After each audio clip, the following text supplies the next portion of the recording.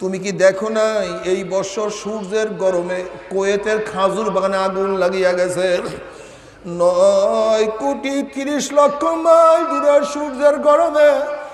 যদি ছায়া গেরা দুনিয়ার ঠান্ডা দুনিয়ার খাজুর বাগান আগুন লাগিয়া যাইতে পারে,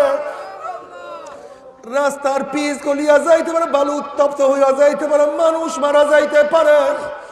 কিয়ামতের মাঠে আল্লাহ পাক রব্বুল আলামিন এত উঁচা সূর্যটাকে এক হাত বা সোয়াত মাথার উপর উদ্ভুর করে ফালাইয়া দিয়া আল্লাহ পাক ডাক দিয়া বলে, সূর্য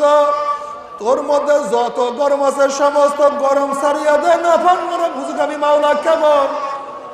সূর্য মাওলার হুকুম এমন ভাবে গরম দেওয়া শুরু করবে,